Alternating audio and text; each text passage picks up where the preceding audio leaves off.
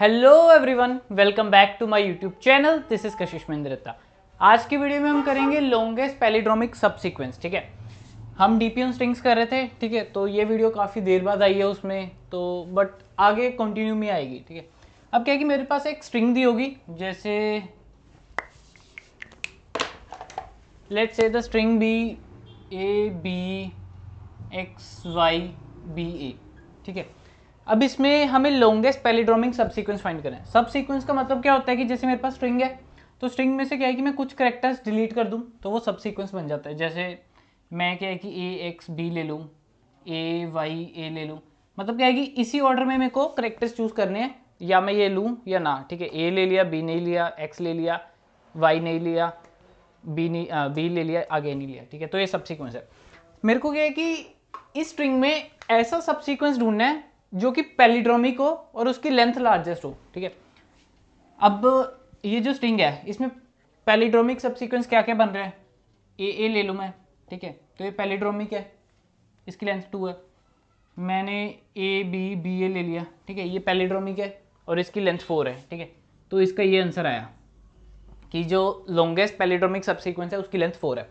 मेरे को लेंथ बतानी है, ठीक है, कि कितनी लेंथ आ रही है लॉन्गेस्ट पैलिड्रोमिक सबसीक्वेंस की।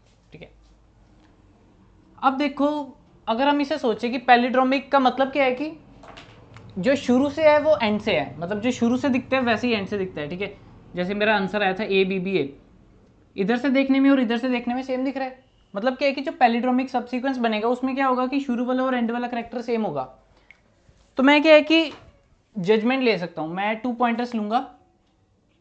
2 पॉइंटर्स क्यों लिए? क्योंकि मेरे को पैलिड्रोमिक के लिए इधर से भी देखना पड़ेगा, उधर से भी। 2 पॉइंटर्स ले लिए। ठीक है, अब देखो, मैं अगर कंपेयर करूं, अगर मेरा ये देखो जैसे ए आ गया मेरा, तो इसका मतलब क्या है कि जो लॉन्गेस्ट पैलिड्रोमिक सबसीक्वेंस आएगा उसमें ए तो आएगा ही आएगा। ठीक है, तो मेरा सबसीक्वेंस कुछ ऐसा होगा, ए बीच में ये जो है, बीच में जो बाकी रह गया, इससे जो लॉन्गेस्ट पैलिड्रोमिक सबसीक्वेंस होगा वो लगा दूंगा मैं। साइड में लेफ्ट में राइट में लगा दूंगा। ठीक है, तो मेरा आंसर आ जाएगा। तो मतलब ये वाली प्रॉब्लम को मैं रिड्यूस कर सकता हूँ इस फॉर्म में, अगर मेरा आई एंड जे पे एलिमेंट मैच कर जाए।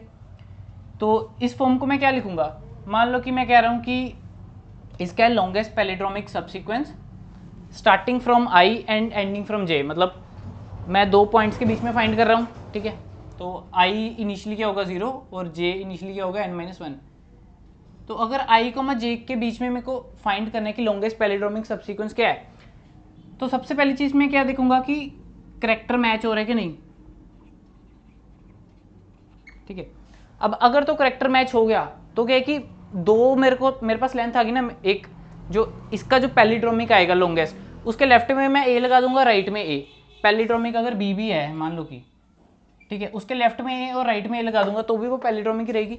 तो इसका मतलब क्या है कि अगर करेक्टर मेरा मैच हो गया तो मेरा जो एलपीएस ऑफ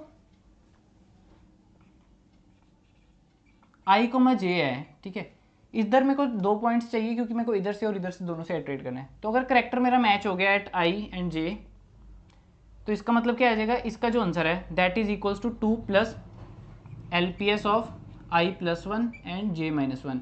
क्यों? क्योंकि अगर इन दोनों का मैच हो गया तो ये मेरा बचा, तो इसका मेरे को एलपीएस फाइंड कर लेना है, जो आएगा +2। तो इसका एलपीएस क्या हो गया, आई प्लस 1 से ये स्ट्रिंग स्टार्ट होगी और एंडिंग कितनी होगी, जे माइनस 1 पे। ठीक है, और अगर करेक्टर मेरा मैच नहीं हुआ, मान लो कि मेरा इधर होता बी, अब क्या है कि इधर ए है इधर बी है, मतलब क्या है कि मेरे को एक करेक्टर तो छोड़ना पड़ेगा। ठीक है, क्योंकि जो मेरा फाइनल आंसर होगा वो ऐसे हो सकते हैं। फाइनल आंसर के मेरे क्या पॉसिबिलिटीज है, स्टार्ट ए से हो, एंडिंग भी ए से हो, स्टार्ट बी से हो, एंडिंग भी बी से हो, या स्टार्ट कोई रैंडम नंबर से हो, मतलब एक्स ले लो, एक्स इसमें है वैसे, मतलब ऐसी पॉसिबिलिटीज है। या वो अगर शुरू में ए और एंड में बी है, तो ऐसे हो सकता है कि जो पैलिड्रोमिक मेरा बने वो ए से स्टार्ट हो, ए से एंड हो, बी से स्टार्ट हो, बी से एंड हो, या कोई रैंडम करेक्टर से स्टार्ट हो, रैंडम करेक्टर से एंड हो। मतलब ये दोनों किसी भी हालत में नहीं आ सकते, मतलब एक मेरे को निग्लेक्ट करना पड़ेगा करेक्टर। तो बट मेरे को इस समय नहीं पता, क्योंकि मेरे को अंदर वाला नहीं ना चीज़ पता क्या है।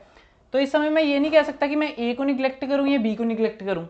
तो हम क्या करेंगे, दोनों को बारी बारी निग्लेक्ट करके देख लेंगे कि किससे ज़्यादा आंसर आता है। तो अगर मैच नहीं किया तो मैं क्या करूँगा, एक बार मैंने क्या कर दिया, इस ए को हटा दिया, इस ए को हटा दिया, फिर मैंने देखा कि इसमें जो लॉन्गेस्ट पैलिड्रोमिंग क्या है सब सीक्वेंस, वो क्या है, वो क्या बन जाएगा मेरा i+1 एंड j।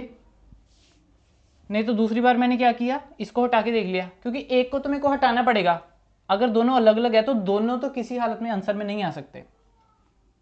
या मैं क्या करूंगा, लास्ट वाला करेक्टर हटा दूंगा। अब इन दोनों में से जिसका आंसर मेरे पास आया ज़्यादा, वही मेरा LPS हो गया।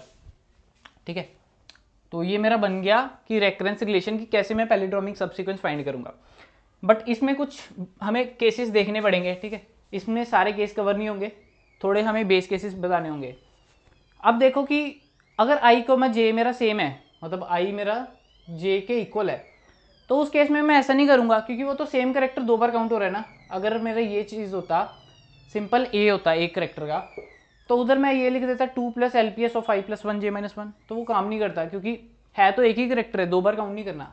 तो मैं क्या करूँगा कि अगर कोई सिंगल करेक्टर है, वो तो वैसे ही पैलिड्रोमिक है, तो मेरी पहली बेस कंडीशन क्या आएगी कि अगर i और j इक्वल है, i और j बराबर है, तो इसका मतलब क्या है कि जो LPS का आंसर है, LPS ऑफ i, j, उसकी वैल्यू क्या है, मेरी 1 आएगी।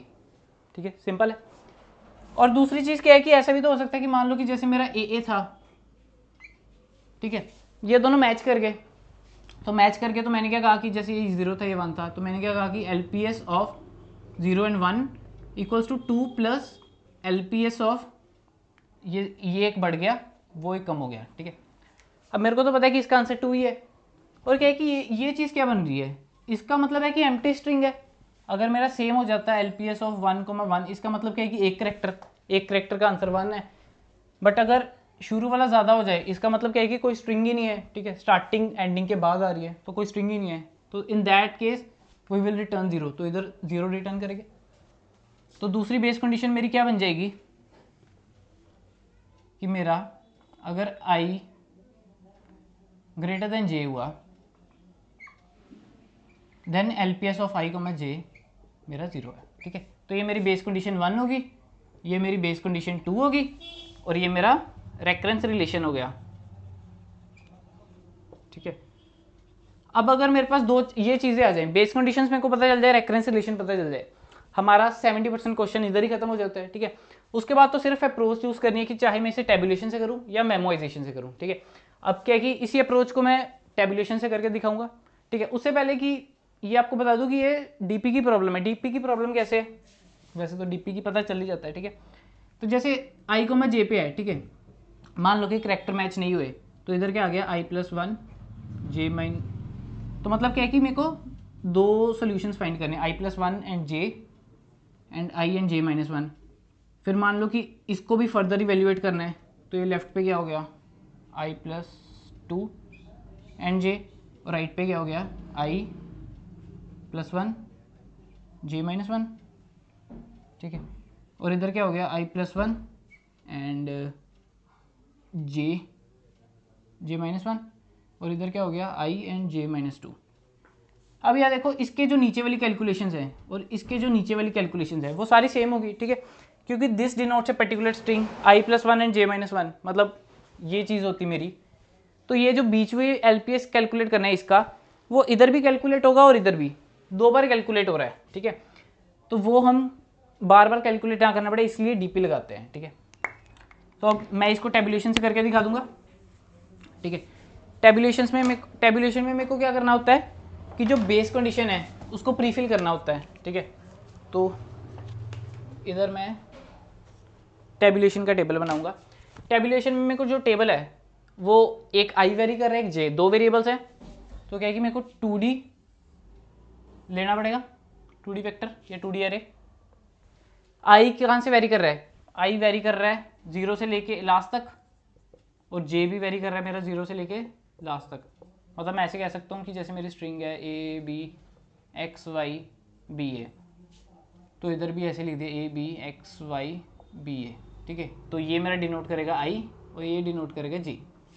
ठीक है, अब बेस कंडीशन क्या है कि DP टेबल में डायरेक्टली हम फिल कर सकते हैं, इसको मेमोराइजेशन से भी कर सकते हैं, जैसी आपकी मर्जी। ठीक है, मेरे को ये ज़्यादा आसान लगता है, मतलब अच्छा लगता है, तो इसी से करता हूँ। तो क्या है कि अब i, j ये जो कॉलम है, दिस डिनोट्स की a से स्टार्ट हो रहा है, a से स्ट्रिंग एंड हो रही है, दिस डिनोट्स बी से स्टार्ट हो रहा है बी से एंड, दिस डिनोट एक्स से स्टार्ट हो रहा है एक्स से एंड, तो उस केस में हमारा आंसर क्या था 1, तो सिंपली हम इधर 1 1 1 फिल कर देंगे, ठीक है। दूसरी बेस कंडीशन क्या थी कि अगर i ग्रेटर देन जे है, तो i ग्रेटर देन जे कौन सा है, ये सारा जो लोअर ट्रायंगल बन रहा है ये i ग्रेटर देन जे है, i की वैल्यू इधर क्या है 0 1 2 और j की वैल्यू क्या है 0, मतलब i की वैल्यू 2 है, j की वैल्यू 0 है, तो i ग्रेटर देन j हुआ ना, तो ये जो सारा है ये 0 ही आएगा मेरा, ठीक है। तो ये मैंने प्रीफिल कर लिए, ठीक है। प्रीफिल करना आसान है, डायगोनल प्रीफिल करना है और ऐसे प्रीफिल करना है, ठीक है। उसके बाद में मेरे बेस कंडीशंस हो गया, ठीक है। उसके बाद में मेरे को ये चीज़ लगानी है, ये रूल। अब क्या है कि डीपी टेबल में मोस्ट इंपॉर्टेंट होता है कि आपको फिलिंग कैसे करनी है और फाइनल आंसर क्या है।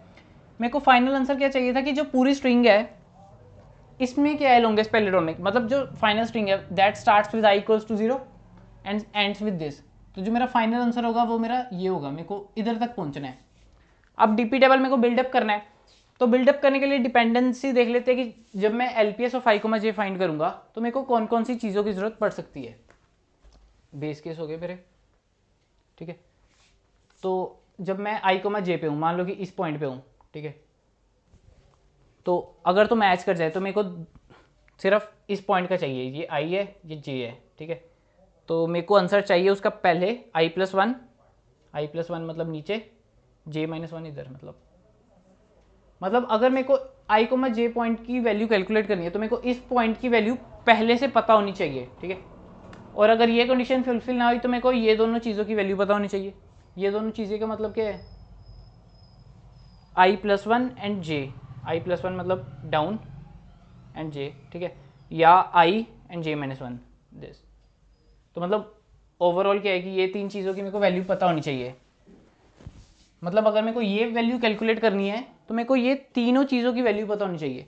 तो फिलिंग कैसे होगी, फिलिंग ऐसी होगी डीपी टेबल की, देखो इस पॉइंट पे हूँ मैं, तो मैं ऐसे फिल कर रहा हूँ, पहले ये फिर ये, पहले ये फिर ये फिर ये, ठीक है।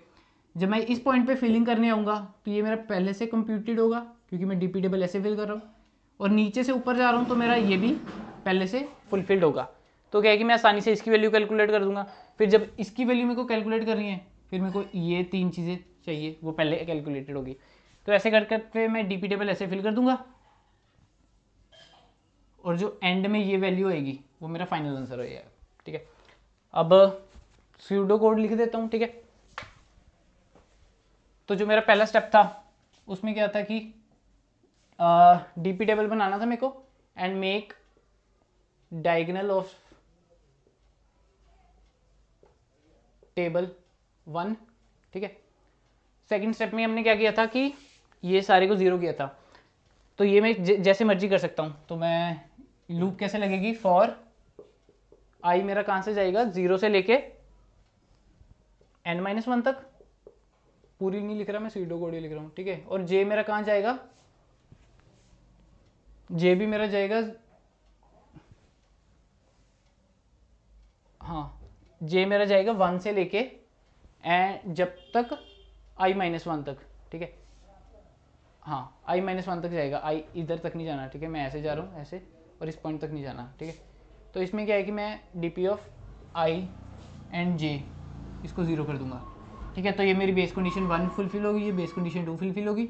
उसके बाद में मेरे को ये चीज़ लगानी है ना, तो इस चीज़ के लिए मैं क्या करूँगा, फिलिंग मेरे को ऐसे करनी है, ठीक है। तो अगर मेरे को फिलिंग ऐसे करनी है तो मेरा आउटर लूप पे क्या होगा, आउटर लूप पे मेरा j होगा, ठीक है। अगर ऐसे करूँ तो i होता है, आउटर लूप पे j होगा। j मेरी वैल्यू है 1 से n-1 तक, एंड जो मेरी i की वैल्यू है, i की वैल्यू अगर इस पॉइंट पे हूँ, ठीक है, तो i की वैल्यू स्टार्ट होगी मेरी j+1 से, ठीक है। i की वैल्यू मेरी स्टार्ट होगी j+1 से, एक मिनट, j की वैल्यू है मेरी 1 से लेके n-1 तक, ठीक है। तो अगर j की वैल्यू मेरी जैसे 2 है, ठीक है, 0 1 2, j की वैल्यू मेरी 2 है, तो i मेरा स्टार्ट होगा j-1 से, मतलब 1 से, ठीक है। तो j की वैल्यू स्टार्ट होगी, i की वैल्यू स्टार्ट होगी j-1 से अप टू 0 तक, ठीक है। तो ये मेरी ऐसे चलेगी, ठीक है। इसमें क्या करना है मेरे को, यही कंडीशन चेक करनी है कि इफ़ जो स्ट्रिंग है, जो मेरी स्ट्रिंग है, स्ट्रिंग में आई और जेथ करेक्टर अगर वो मैच कर रहे हैं, then what I will be doing is the D P of I J equals to 2 plus D P of I plus 1 J minus 1, else जो मेरी सेकेंड कंडीशन थी,